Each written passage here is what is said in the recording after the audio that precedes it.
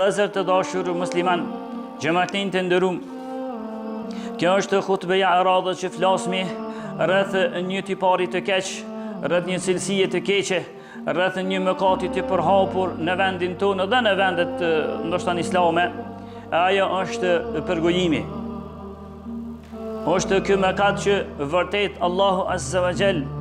e ka llogaritur si të shëmtuar shumë. Dhe ne si musliman do të kemi parasysh, do t'i ruhemi kësaj, këtij gjunahi, këtij mëkati, e të mos miremi të metat e të tjerëve, e mos përpiqemi t'i zbulojnë atë metat e të tjerëve.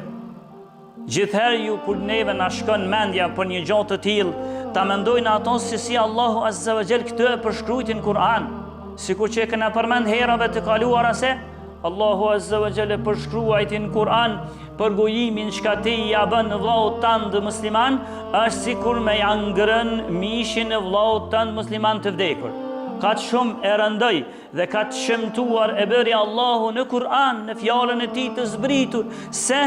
nëse ti miresh dhe e përgojon vllaun tënd musliman, dhe kena përmend në herat e kaluara se përgojim quhet kur ti ja përmend vllavit tënd musliman diçka që jo në prezencën e tij, diçka që ai se don, diçka që ai urren, diçka që ai s'ka qef të tjerët me ja ditë, që quhet përgojim. Dhe këtë Allah Azza wa Jalla llogariti sikur ti je duke e ngrënë mishin e vllaut tënd musliman të vdekur. Ndërsa jo veç kaq, kena përmend edhe argumente të shumta se ti nëse flet, nëse përgojon vllaun tënd musliman, atëherë të mirë mendoj edhe këtë. Të mirat këto argumente që ne kena përmend, që të mirat e tua pastaj në ditën e gjykimit mirën edhe i hedhen personit çka ti e ke përgoju pa të drejtë, e i mirën të mirat e tua dhe i hedhen atij. Po që nëse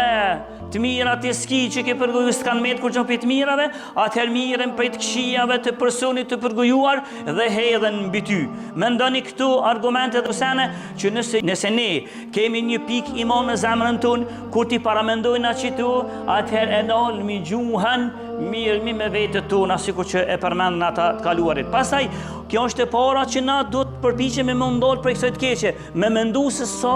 kërcënim të rëndë i ka vënë Allahu dhe pejgamberi alayhi salatu wassalam përgojimit. Jo veç kaq, e dyta është edhe ajo se na përmënor për kësaj të keqe duhet të përpiqemi t'ia shkëpusmi rrugët, e cilat janë rrugët. Nëse ti ke një shok, nëse ti ke një vëlla musliman, nëse ti ke një shoqëri që ajo shoqëri nuk din tjetër vetëm se përgojim, nuk ka në fjalinë e tij, në fjalorin e tij diçka vetëm se përgojim, vetëm se fyrje dhe nënçmim, atëherë ti do të përpiqesh ta ndalesh këtë rrugë, mos rish me atë njeri, sepse ai po të shtin në një mëkat të madh,